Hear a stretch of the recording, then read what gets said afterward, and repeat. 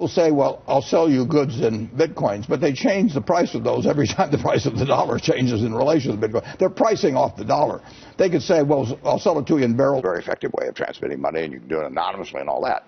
A check is a way of transmitting money, too. Our checks are worth a whole lot of money just because they can transmit money. Our money orders, you can transmit money by money orders. People do it.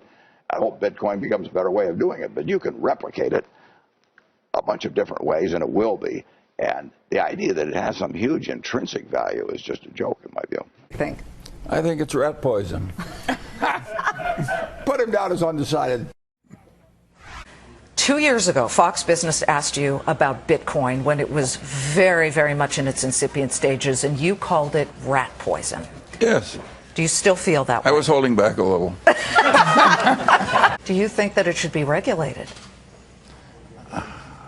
I wish it would go away. If a gun were held to your head and you had to invest in either BlackBerry right now or Bitcoin, which one? I'd probably short them both. Charlie? Well, they asked a similar question of Samuel Johnson once, and he says, it's hard to determine an order of precedency between a louse and a flea. Of cryptocurrencies generally, I can say almost with certainty that they will come to a bad ending. Now, I'm just thinking of the millennials, the young investors who get so excited about something like this. What would you tell them? They're excited because things are going up at the moment, and it sounds vaguely modern. And I'm sure the computer science involved is difficult and interesting.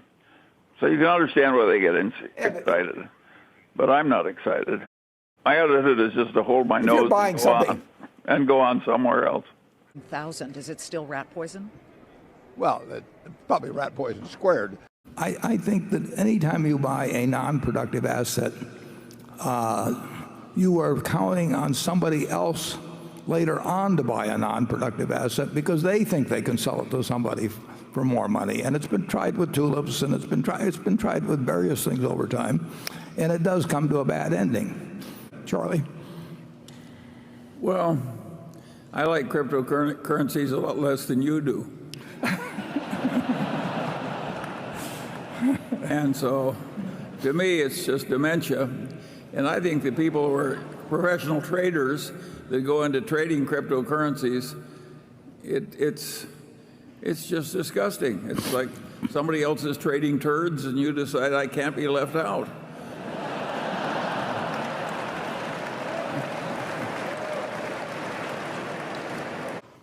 He is an expressive sort, isn't he? Maybe when he gets a little older, he'll mature. The always eloquent Charlie Munger joins us now. Hi, Charlie. Thank you for being here. I think these idiot booms do harm to a country. They frequently come to bad ends, and they cause economic consequences that are bad for the whole damn country. And so I like it when my country steps hard on idiot booms instead of fanning the flames. And if there's ever anything that needed stepping down on hard, it's Bitcoin. No money has been made from Bitcoin. I mean, in other words, somebody pays somebody else to own the same thing. The Bitcoin has produced nothing, and you have people entering at X and other people exiting at X, and the people that came in at a half X are fine.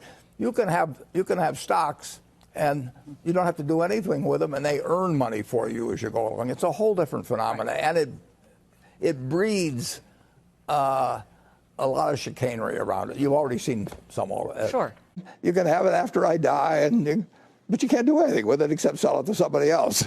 And the interesting thing, of course, is that Bitcoin's been out there a long time, and people talked about how it would be used in various kinds of exchange, but none of our companies are doing business in Bitcoin or anything.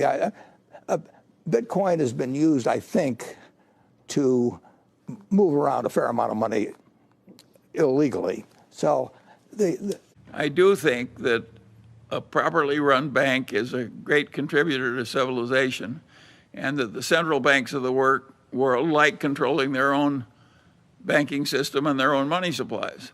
So I don't think Bitcoin is going to end up the medium of exchange for the world. It's too volatile to serve well as a medium of exchange.